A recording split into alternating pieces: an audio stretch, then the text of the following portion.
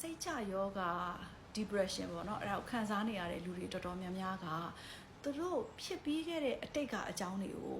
နာကျင်စရာတွေဒေါသထွက်စရာတွေသူတို့မကျင်တဲ့ချက်တွေကိုသူတို့အချိန်မောင်းများစွာပြန်တွေးနေတယ်တွေးတဲ့အခါကျတော့အဲ့ဒီခံစားချက်ကြီးကကြီးလာတာပေါ့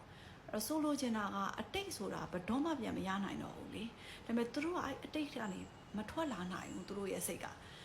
ဘသူနဲ့တွေးတဲ့လူတိုင်းကိုပဲဒီအကြောင်းကိုပဲသူတို့အကြောင်းထပ်ပြီးသူတို့ထပ်ပြောနေလိမ့်မယ်အဲ့တော့ကိုယ့်ရဲ့စိတ်ကမလိုလားအပ်ဘဲနဲ့အတိတ်မှာနေခြင်းရဲ့ရလာမဲ့အကျိုးကျေးဇူးကတစ်ခုတည်းရှိတယ်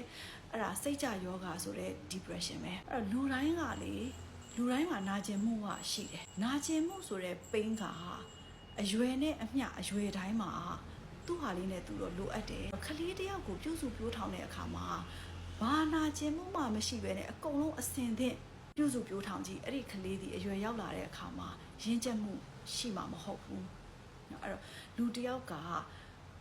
နာကျင်တာကိုခံစားရပြီဆိုရင်အဲ့ဒီနာကျင်မှုကိုသုံးသပ်ပြီးတော့နောက်ငါဒီလိုမဖြစ်အောင်ဘယ်လိုရှေ့ဆက်သွားမလဲလို့တွားနိုင်လိုက်တဲ့လူဒီအဲ့ဒီ pain ကို group ဆိုတဲ့ကြီးထွားမှုဖြစ်အောင်ပြောင်းလဲနိုင်ပြီးတော့ဒီလူကရင်းချက်သွားတာပဲအဲ့ဒါမှမဟုတ်ဘဲနဲ့ဒီအတိတ်ကနေမထွက်နိုင်မဲနဲ့ဒီအတိတ်ကိုပဲပြောဒီအတိတ်ကိုပဲအကြောင်းထပ်နေခဲ့ရင်စိတ်ကြယောဂဆိုတဲ့ depression ကိုရောက်သွားမှာပါเนาะ my life my choice ဆိုတာရှိတယ်เนาะကိုယ့်ဘဝကိုရေးထွက်ပိုင်ခွင့်ရှိတယ်စိတ်ကဖြစ်ခဲ့တဲ့နာကျင်မှုတိုင်းကို accept လက်ခံမယ်လက်ခံပြီးလို့ရှိရင်မလိုအပ်ဘဲနဲ့အချိန်မောင်းများစွာပြန်တွေးတာအချိန်မောင်းများစွာပြန်ပြောတာတွေမလုပ်ဘဲနဲ့ဖြတ်ချပါဖြတ်ချပြီးအဲ့ဒီနာကျင်မှုကနေပြီးတော့ရင်းချက်တဲ့ group ဖြစ်အောင်ပဲသွားပါဒါဆိုရင်စိတ်ကြယောဂ depression ဆိုတာဖြစ်လာစရာအကြောင်းမရှိပါဘူး